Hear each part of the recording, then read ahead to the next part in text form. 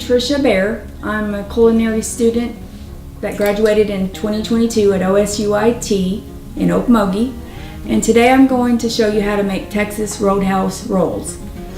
So the first thing we want to do is we want to take a pack of active dry yeast. It has to be this certain kind for these rolls. You want to take 1 pack of yeast and heat up a 1/4 cup of water, but you only want to heat it up till it's warm. So I've got the water in the microwave. So we're going to just barely heat it up so it's lukewarm. And then we're going to put the yeast inside of the water so it can activate the yeast. Yep, just warm. So again, it's a 1/4 cup of water. And we're going to put in the yeast. 1 pack. And then I'm just going to lightly mix it up 1 time and let it set, and it should start forming bubbles.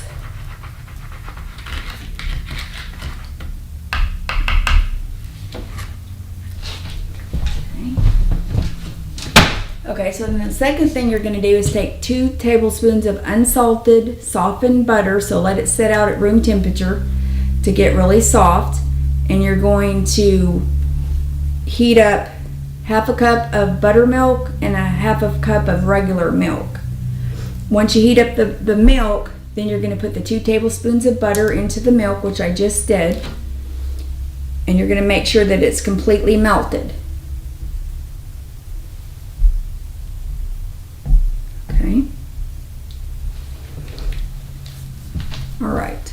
And so the next thing we're going to do is we're going to mix it in a mixing bowl, and we're going to put in the milk mixture, the yeast with the water that activated it. Then we're going to put in 1 egg, a 1/4 cup of sugar, a pinch of salt, and then we're going to start with 1 cup of flour, but we're actually going to need 3.5 cups of flour for this recipe. But you want to put this flour in slow so that it doesn't, for one, it doesn't get thrown everywhere. And then also, it'll mix better if you put it in a little bit at a time. Okay, so we have our yeast mixture here that we're going to pour in.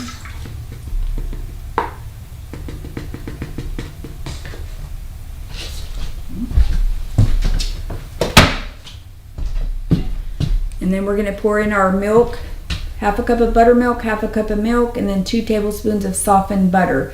Now we use unsalted butter because chefs like using unsalted butter because butter has different amounts of salt in it. So we always use unsalted butter unless the recipe calls for salted, we'll use unsalted.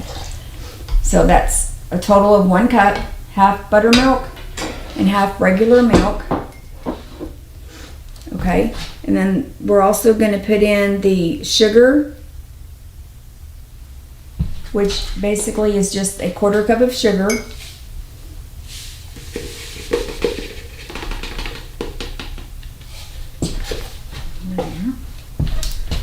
Alright.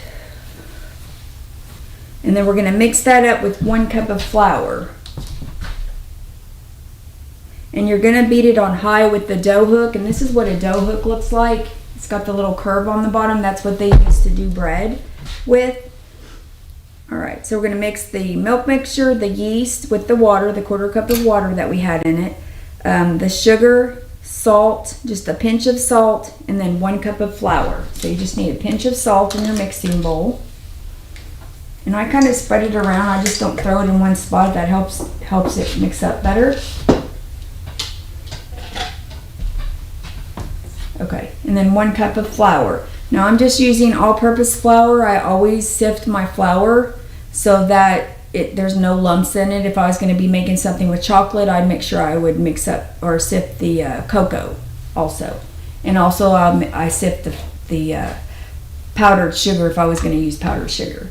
Okay, so you're going to start it on low because the flour will get thrown everywhere if you don't start it on low. And we're trying to get the consistency of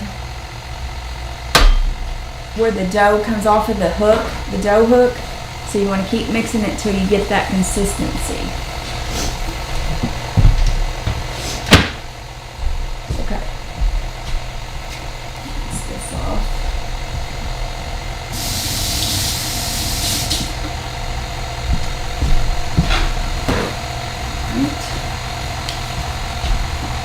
You also want to periodically, you want to scrape down your bowl and make sure you got all the flour off the paddle hook.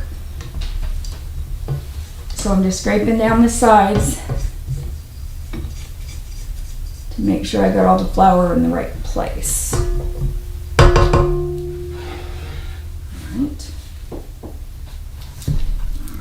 starting again. And then once you add the first cup of flour, you can go ahead and add the egg to the bowl. Once you get it mixed up, add 1 egg, and then you're going to continue to add the rest of the flour, which is a total of 3.5 cups of flour. While that's mixing up, I was just going to show you, here's my rolling pin, and it's a measured rolling pin. So say you want the dough or the bread to be a certain thickness. This has different thicknesses on the end of the rolling pin. So this one's 3/8 of an inch, which is about the size I want my bread to be when I start rolling it. But if you want it to be a smaller size, you just take off the end cap of the measuring pin, or the rolling pin, sorry. It's called a measured rolling pin. So that way you can get the exact thickness that you're looking for. Alright, so I'm going to add the egg next, and then I'm going to continue adding the flour. And what I'm going to do is stop it. It's just easier on the egg because I don't want to get the shell in there. Just easier to stop the mixer.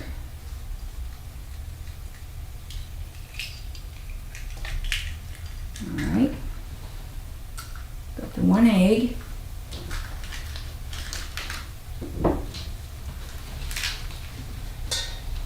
Alright, now I'm going to mix up the egg, and then I'm going to add the other 2.5 cups of flour. And you can turn it up a little bit higher when you're just putting the egg in. But when you put the flour in, make sure it's on low so it doesn't throw it everywhere.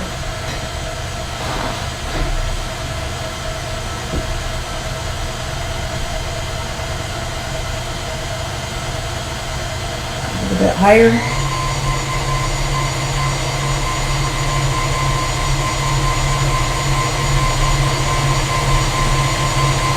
Okay, now it's mixing it up.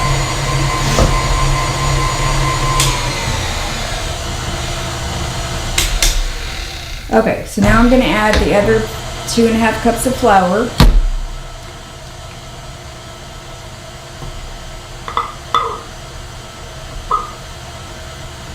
And I'm just going to add on slowly, 1 cup at a time, until it gets mixed in.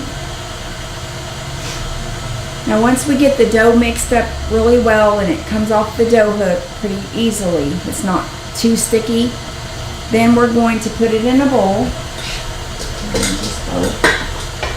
We're going to put it into a bowl, and we're going to lightly oil the bowl so that it will come out easy whenever it gets done setting. And it has to set for 1 hour before you roll it out or do anything else to it. Okay, so I'm going to add another scoop of flour.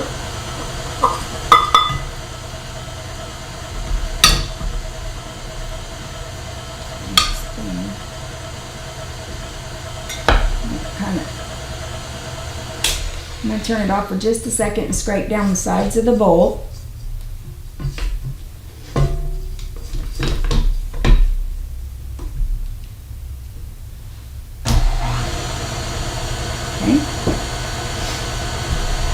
While that's doing that, I'm going to actually put a little bit of oil in the bottom of the bowl just to coat it, so whenever I get ready to put the dough in there, it's already oiled. And I just take a little paper towel and just go around the edges and the bottom. That way it comes out easier.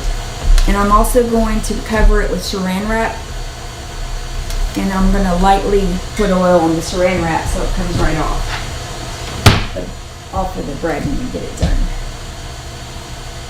Okay, I'm going to add another cup of flour.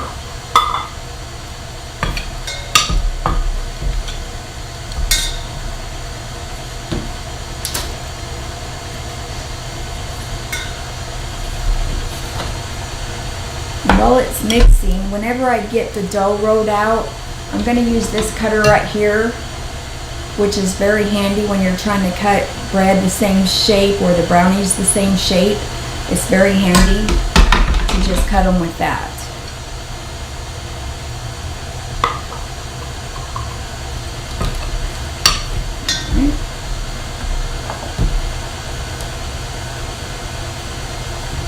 Now, the key on making Texas Roadhouse rolls is you want to make them touching. So when we get to the point where we're putting them in the oven, after they sit for an hour, then we're going to cut them and let them rest for 20 minutes.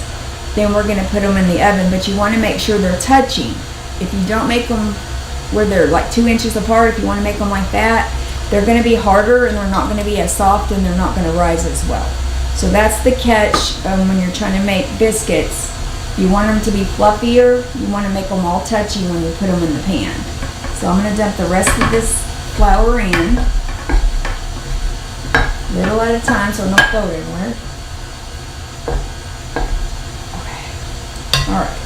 So now I've used all my flour. It's 3.5 cups of flour.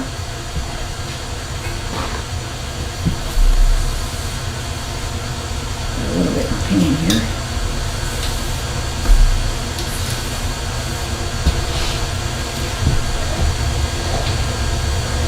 Alright, so I'm going to stop the mixer and pull it up and so I can scrape down the sides. Now this is a really good KitchenAid mixer. If you can ever get a stand mixer, you want to get a KitchenAid that has the attachment on the front. It comes in really handy when you're trying to grate cheese or cut vegetables. It'll grate a whole block of cheese in like 2 minutes. It's way easier than trying to use a regular hand grater. Okay.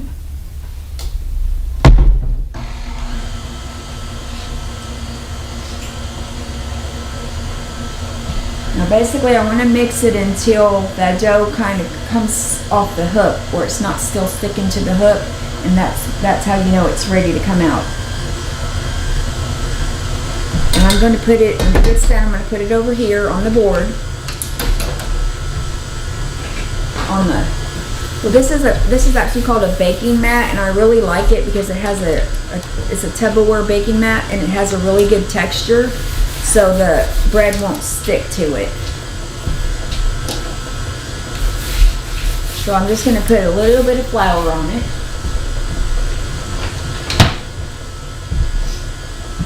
The dough's still mixing.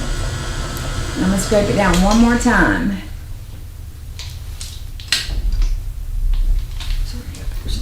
Okay. See how it's just hanging off the dough hook there? It's almost ready, because once it starts falling off the dough hook, then we know, okay, it's ready to put in a ball and put in that bowl. Alright.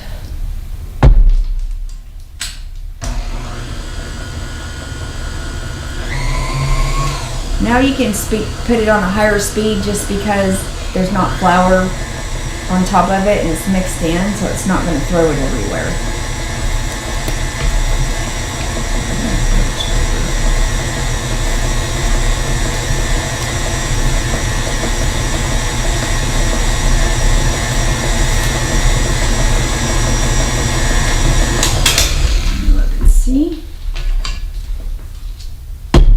See how it's falling off the hook, and then if you go like that, it'll come off easier and it's not as sticky.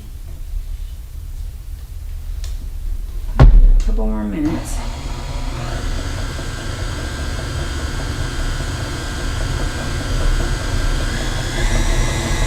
And while that's doing that, I'm going to sprinkle a little bit of flour onto our baking mat.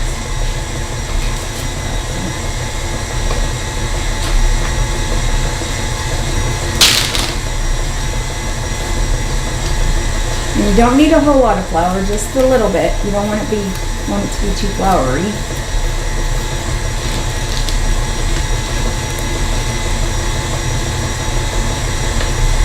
So maybe like a 1/4 cup of flour, and you can just hold it up high and sprinkle it. You don't want to do it low because it will stick in a wad there. You don't want that. Just gently sprinkle it out.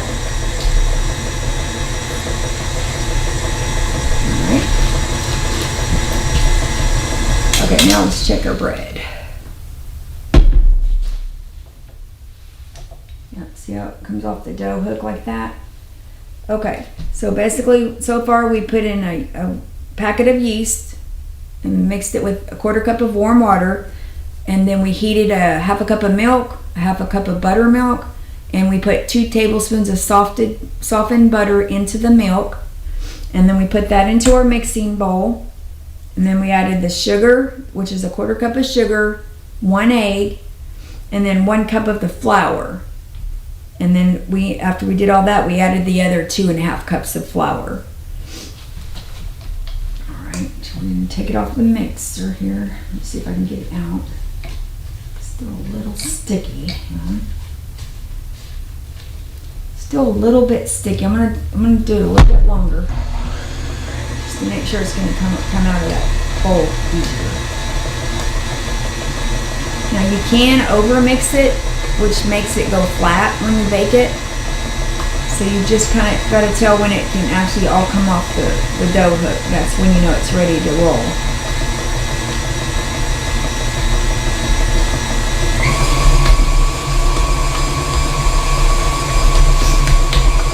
And you don't have to heat your oven yet because you're going to let it sit for an hour. And then once you roll out the dough, then you can go ahead and preheat your oven. And your oven's going to be 400 degrees, and it should take from 12 to 15 minutes.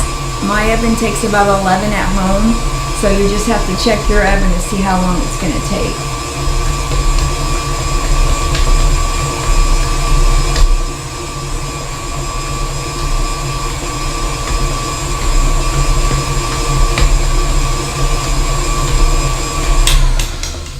Okay, so now we're making the Roadhouse rolls, and so I sprayed the saran wrap with oil, so whenever I take it off the dough, it comes right off.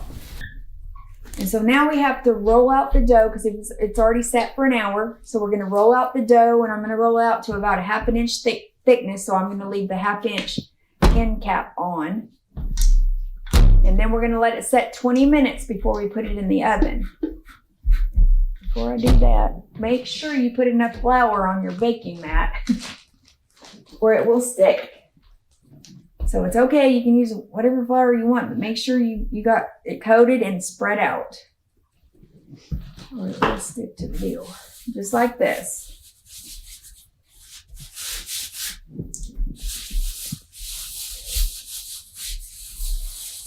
Just like that. Okay, and then I'm going to get it out of the pan. If you got a bench scraper, that will help you get it out of the pan easier. Should come right out though. See? Not sticking in the pan because I oiled the pan earlier, so it wouldn't stick to the pan.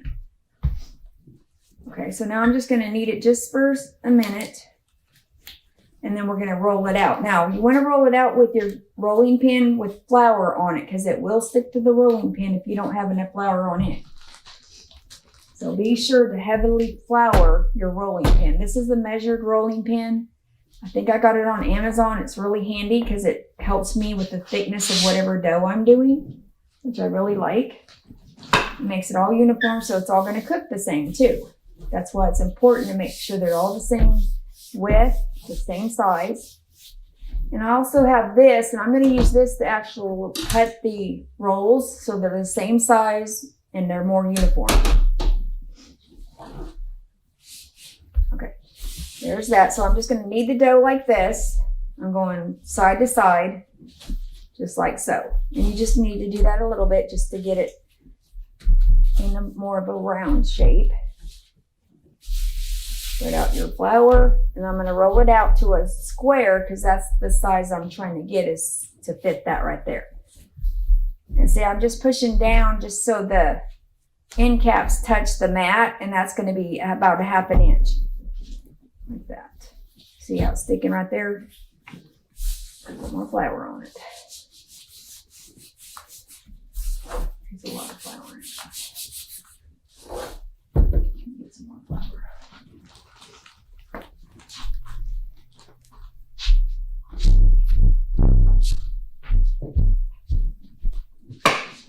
All right.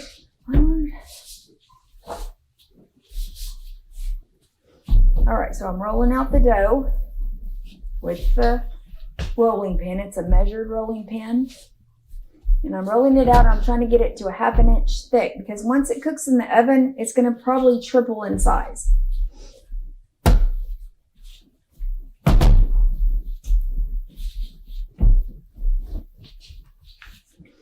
Pick it up and move it a little bit, but make sure you got flour underneath so it doesn't stick. See, I was able to move it because it's got flour on it. So then now I'm going to try to go this way to get it to go square this way. And I'm just trying to get it to 1/2 inch thick. So they're all uniform. They're all going to cook the same. And when we get it out of the oven, we've got some garlic spread that we're going to use. Let me grab that because I'm going to show you. This is the garlic spread, and my friend said he just got that in Okmulgee Walmart. They don't always have it, but if you can find this, buy you a whole tub of it. You're going to need it for these rolls because they're that good. Now this batch makes 12 rolls. I would double it because they're not going to last with just 12 rolls. So if you can double it, go ahead and double it because you're going to like them. They're just like Texas Roadhouse rolls, but they're softer.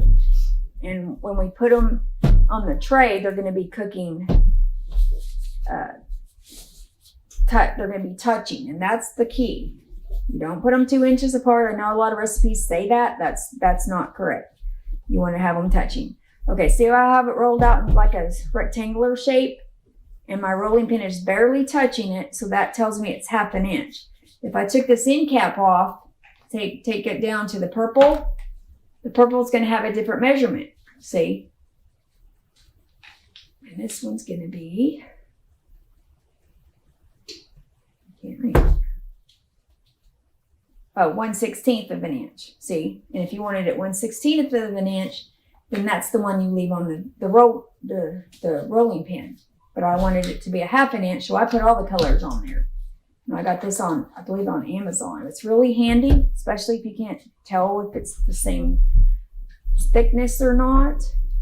Okay, so I've got it rolled out, and now I'm going to go ahead and cut it the way I want it cut, and then it's going to rest for 20 minutes before we put it in the oven. If I put it about right there, that should cut it, and it makes them all uniform. They look nicer. So I'm going to press down like so.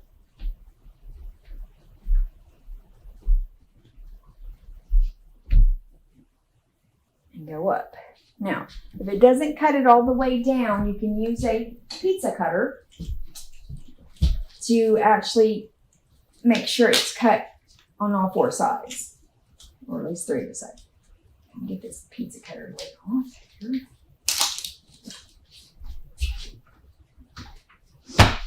Okay, let me check on this real fast.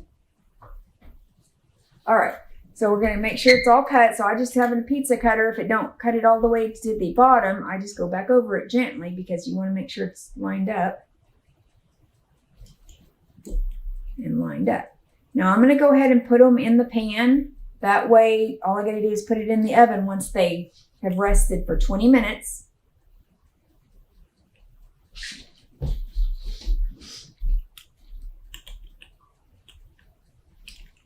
Okay.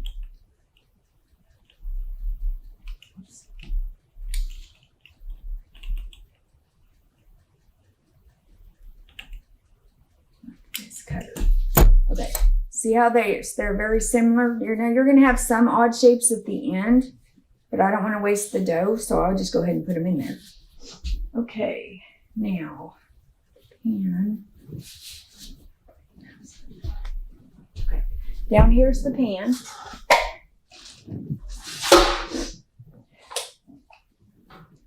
Now this pan here actually goes with this attachment, and you can actually cook it in the pan just like this.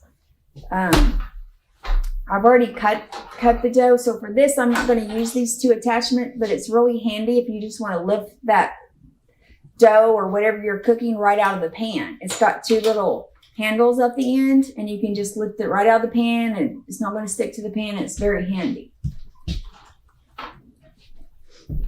Okay, so now on these biscuits, I am going to spray it. I'm going to put a little oil on this one. instead of the spray. But if you can get the spray for it, you want to get the pan baking spray. It's got flour in it, and it will make them not stick. I'm just spraying a little bit. It works the best, I think, as far as cooking spray goes.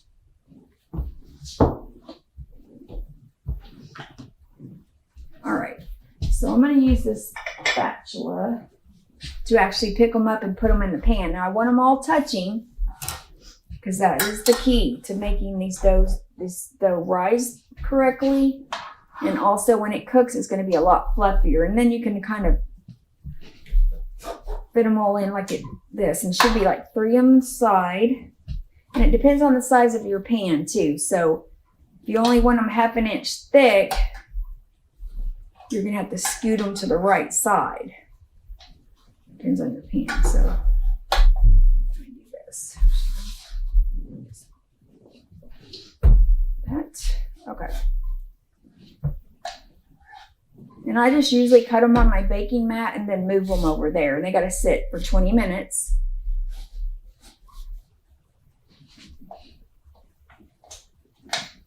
Make sure they're all close together and touching.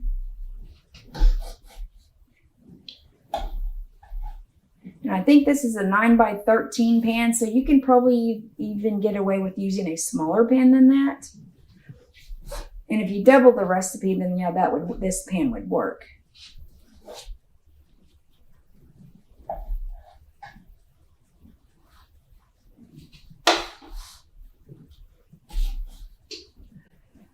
So, I've got some garlic butter over there in the microwave that we're gonna melt in just a minute. So when they get done, they're gonna be coated with that garlic butter. They're super good.